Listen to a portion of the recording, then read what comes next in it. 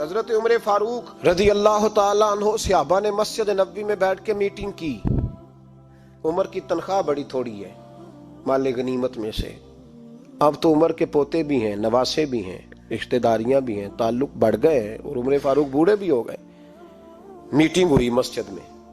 اس طرح کریں کہ عمر کا کچھ تھوڑا سا نا مشاعرہ، کچھ تنخواہ، کچھ خدمت، کچھ وظیفہ بڑھا دے. بات طے ہو گئی. جب مکمل ہو گئی تو کہنے لگے یہ بتاؤ شیر سے بات کس نے کرنی ہے؟ ادھر جائے گا کون؟ پہلے اس کا نام تو بتاؤ. وہاں جائے گا کون؟ تو انہوں نے کہا یہ تو ہم نے سوچا ہی نہیں. بات تو بڑی تگڑی ہے، عمر سے کون بات کرے گا؟ یہاں جتنا مرضی تگڑا پیر ہو، آپ نذرانہ لے کے جائیں، مسئلہ ہی کوئی نہیں. کبھی کسی کو کہنا پڑا ہے؟ تو کہتے ہیں جناب کون بات کرے گا؟ تو ایک صحابی کہنے لگے کہ حضرت عمر رضی اللہ تعالیٰ عنہ کی جو صاحبزادی ہیں نا، حضرت حفصہ رضی اللہ تعالیٰ عنہ، وہ ام المومنین بھی ہیں، حضور علیہ السلام کی زوجہ ہیں، مومنوں کی ماں ہیں. ان سے کہتے ہیں اور ان کے والد بھی ہیں. تو حضرت حفصہ سے کہا تو جناب حفصہ چل کے گئیں حضرت عمر کے پاس. جا کے کہا ابا جی ایک بات کرنی تھی. انہوں نے کہا بیٹے کرو. تو ان کو بھی پتا تھا نا جاہو جلال کا. کہنے لگے ابا جی مسجد نبوی میں صحابہ کی میٹنگ ہوئی ہے. ایک ہی محلے میں، ایک ہی شہر میں لوگ رہتے ہیں تو ایک دوسروں کی خرچوں کا، ضروریات کا پتہ ہے. کہتی ہے میں نے پس منظر سارا کر کے بات کی. میں نے کہا سب کو پتہ ہے کہ آپ کے خرچے بڑے بڑھ گئے ہیں، تو مجھے نا انہوں نے حضور کی زوجہ سمجھ کے، قابل احترام سمجھ کے میری ذمہ لگایا ہے کہ تھوڑے سے پیسے آپ کے بڑھانے ہیں. تو حضرت عمر فاروق رضی اللہ تعالیٰ عنہ کی صاحبزادی کہتے ہیں عمر کو اتنا جلال آیا کہ اٹھ کے کھڑے ہو گئے. کہنے لگے حفصہ ان لوگوں کے نام بتا، میں انہیں دروں سے ماروں گا اور اس طرح ماروں گا کہ ان کی کمر پہ نشان پڑے، ان کی کمروں پہ نشان پڑے. اس انداز میں درے ماروں گا کہ مجھے زخم نظر آئیں. کہا ابا جی اتنا جلال کس بات کا؟ سادی سی بات ہے. تو سیدنا عمر فاروق رو پڑے. کہنے لگے سادی سی بات ہے؟ میرے لیے مسجد نبوی میں بیٹھ کے میٹنگ ہوتی رہی کہ عمر کو دولت دینی ہے. لوگوں نے یہ مجھے سمجھ لیا ہے، مسجد نبوی میں بیٹھ کر میرے لیے یہ میٹنگ ہوتی رہی کہ عمر کو پیسے دینے ہیں، اس کو دولت کے ساتھ ہم نے نواز رہے. مسجد نبوی میں میرے لیے کس کو یہ جرت ہوئی؟ فرمائے حفصہ کاش کہ تو میرے پاس پیغام لے کے نہ آتی، کوئی اور آتا اور پھر میں اسے دروں سے مارتا. حضرت حفصہ کہتی ہے میں خاموش ہوئی تو میری طرف دیکھ کے فرمانے لگے بتا نا تو نبی پاک کے گھر میں رہتی تھی، میرے مصطفیٰ کا طریقہ کیا تھا؟ کرنا بات اس طریقے پہ میرے ساتھ گفتگو کر. تو حضرت حفصہ کہتی میں رو پڑی. میں نے کہا ابا جی غلطی ہو گئی، آئندہ نہیں کروں گی. بھائی معیار بنایا ہوا تھا. آپ یقین کریں ہمارے تعلقات آپ شادی پہ دیکھ لیں، جو غریب رشتہ دار ہے اسے کون منانے جاتا ہے؟ لیکن ساری برادری کٹھی اس کے دروازے پہ بیٹھی ہے، جس نے آنا ہے تو کچھ لے کے آنا ہے. ہر چیز دولت میں تلے گی. معیار ہی دولت بن گیا ہے، مقصود ہی دولت بن گیا ہے. اس پیسے نے، اس دنیا داری نے، دنیا دار پجاری زردے کتیاں دے گل ٹلی ہو، اتنا سخت رویہ لوگوں نے اپنا لیا. رشتوں کا تقدس نہیں رہا. ایک مجلس میں میں نے ایسا رنگ بھی دیکھا، ایک ایسا شخص جسے میں ذاتی طور پہ جانتا ہوں کہ عالم بھی ہے، پرہیزگار بھی ہے، نیک بھی ہے، وہ بھی بیٹھا تھا اور اس کے ساتھ ایک سیٹھ بھی بیٹھا تھا. لیکن جو لوگوں کا عقیدت کا رشتہ اس درویش کے ساتھ ہونا چاہیے تھا وہ سیٹھ کے ساتھ تھا. تو میں غور کر رہا تھا کہ یار قوم کا ذہن کس طرح کا ہو گیا. صرف اس کے ہاتھ میں پیسے، صرف دولت مند ہے، اس آدمی کی درویشی بھی گئی، علم بھی گیا، تقوی بھی گیا. صرف پیسے نہیں ہے اس کے پاس تو وہ کونے میں لگا ہوا ہے اور اس سے لوگ بچ بچ کے سلام. اور میں کہا کرتا ہوں عقیدت کا پتہ چلتا ہی تب ہے جب اجتماع ہوتا ہے. اکیلے درویش بیٹھے ہیں تو سب جھک کے سلام لیتے ہیں، اور جب وہ 2 MNA کے بیچ، 3 MPA کے بیچ، 5-7 سیٹھوں کے بیچ بیٹھے گا پھر تیری عقیدت کا پتہ چلے گا. پھر پتہ چلے گا تیرا اللہ کے بندے سے رشتہ کس طرح کا ہے اور دولت کے بندے کے ساتھ رشتہ کس طرح کا. ہمارے رویوں کے اندر یہ فرق ہے کہ ہم اس وقت آدمی کو تولتے ہیں کہ اس کے پاس دولت کس طرح کی ہے. وقت کے امیر تھے حضرت عمر بن عبدالعزیز. توجہ ہے میری بات پر؟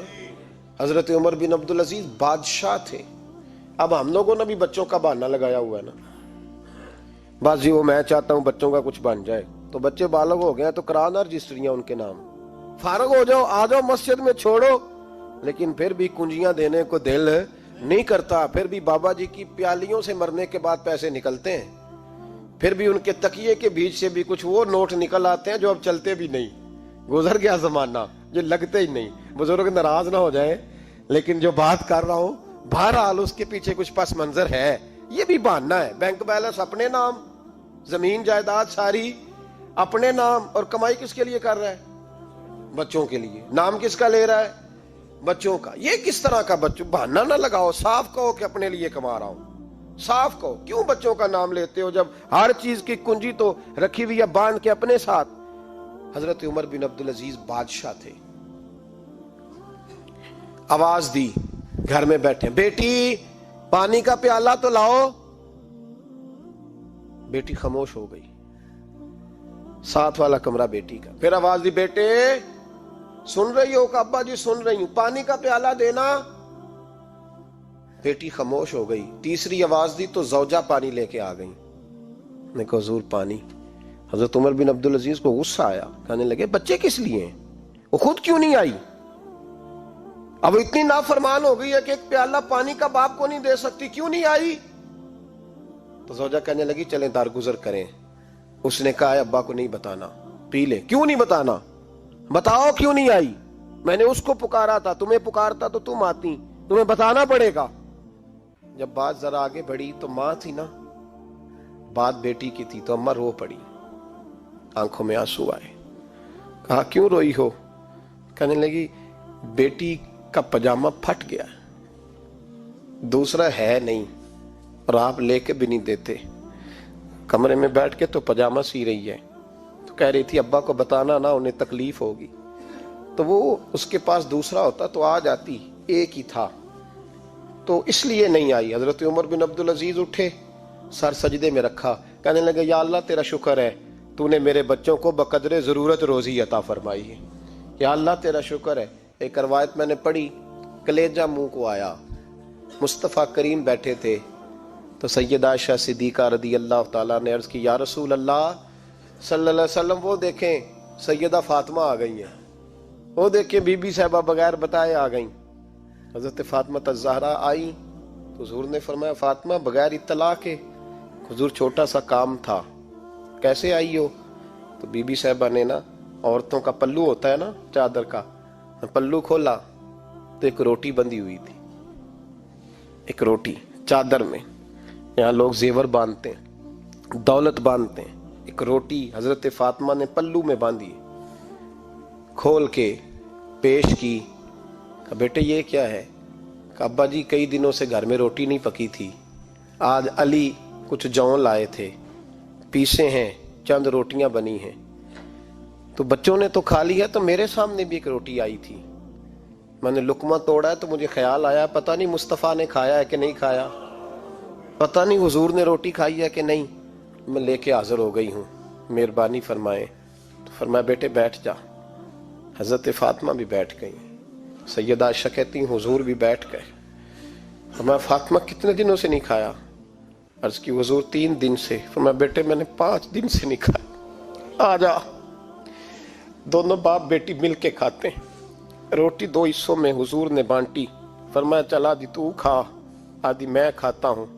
حضرت فاطمہ نے لقمہ توڑ کے منہ میں رکھا تو رو پڑی، حضور 5 دن سے نہیں کھائی۔ فرمایا بیٹے چپ کر، ہمارا دنیا سے کیا تعلق، ایک پل رہ گیا ہے، بس اللہ پھر جنت کی ساری نعمتیں عطا فرما، رونے والی بات ہی نہیں ہے اس میں، بس ہمارا کیا تعلق، ایک پل ہے، پھر مالک بڑا کچھ عطا کرے گا۔ او بھائی، جو کائنات کے مالک و مختار تھے، جو ابرو کا اشارہ کریں تو حضرت جبریل جنت کی نعمتیں لے کے آ جائیں، انہوں نے تو دنیا کی جانب توجہ ہی نہیں کی، ان کا تو خیال ہی نہیں آیا، دنیا ہی دنیا، دولت ہی دولت، ہر آدمی دولت کے ترازو میں تلنے لگا ہے، اب تو کلیجہ پھٹتا ہے۔